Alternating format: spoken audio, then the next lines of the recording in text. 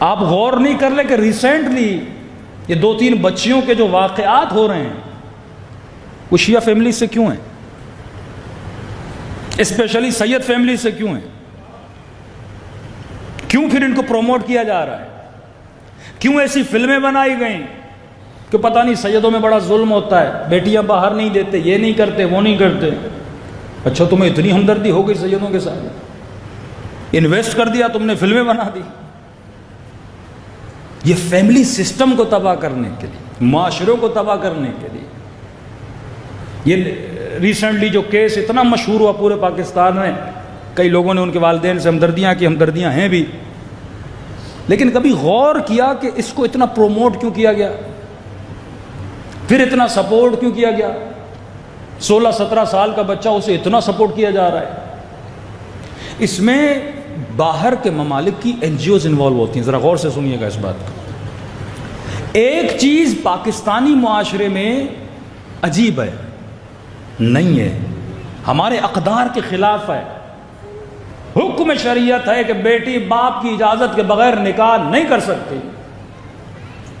یہ FATF کے جو شرائط لگائے جاتے ہیں ان کے قوانین میں کہ تم ایسا قانون بناؤ کہ بچی اگر باپ کی اجازت کے بغیر نکلے تو جج اسے نکاح کی کیا دے؟ اجازت دے دے، کیونکہ وہ قوانین جو بیسڈ ہے وہ شریعت کے بیس نہیں ہے، وہ ہیومینٹی کے بیس پر ہے۔ اب ہیومینٹی کیا ایک لمبا سبجیکٹ ہے۔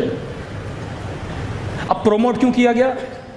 دکھاتے ہیں ایک بچی ہے، اب ریسنٹ جو ریسرچ اس کو چھوڑ دے، میں شروع والی امیج بتا رہا ہوں۔ ایک بچی ہے، گھر سے نکلی ہے، کسی لڑکے کو پسند کرتی ہے، شادی کر لیتی ہے، ماں باپ کو یہ چیز اچھی نہیں لگتی، سسٹم اسے سپورٹ کرتا ہے، پولیس کے کچھ لوگ اسے سپورٹ کرتے ہیں۔ اب یہ لوگ کچھ بھی نہیں ہوتے، یہ کارندے ہوتے ہیں۔ یہ فورین جو NGOs ہوتی ہیں وہ فنڈ کرتی ہیں کہ آپ ایسے بچیوں کو سپورٹ کرو۔ کیوں سپورٹ اسے کریں گے؟ جیسے ملالہ تھی، اس کے لیے UK سے ہیلی کاپٹر بھیجا گیا۔ جب کوئی چیز چاہتے ہوئے یا نہ چاہتے ہوئے بہت زیادہ ہائی لائٹ ہو جاتی ہے تو وہ آپ کے لیے کیا بن جاتا ہے؟ ایک سمبل بن جاتا ہے، آپ کے لیے کیا بن جاتا ہے؟ کہ معیار، رول ماڈل بن جاتا ہے۔ اب پورے پاکستان میں چلے جائیں، گلگت سے لے کے بلتستان تک، وہاں سے لے کے کوہاٹ تک، اور کوہاٹ سے لے کے کوئٹہ تک چلے جائیں، کسی بھی بچے سے پوچھیں گے اس بچی کو جانتے ہو؟ کہیں گے ہم جانتے ہیں۔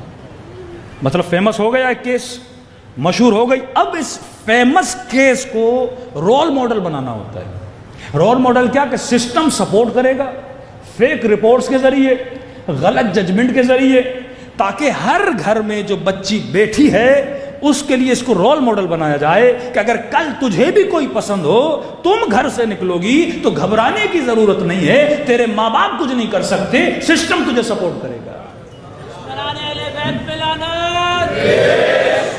اس طرح کیسز، ملالہ کو انہوں نے کیس بنایا کہ اگر تم اس طرح بہادری کر کے مثلاً اٹھتی ہو طالبان کے خلاف تو گھبراؤ نہیں، کوئی ہیلی کاپٹر بھیجے گی تمہارے لیے۔ یہ سوچ کریٹ کی جاتی ہے رول ماڈل کی۔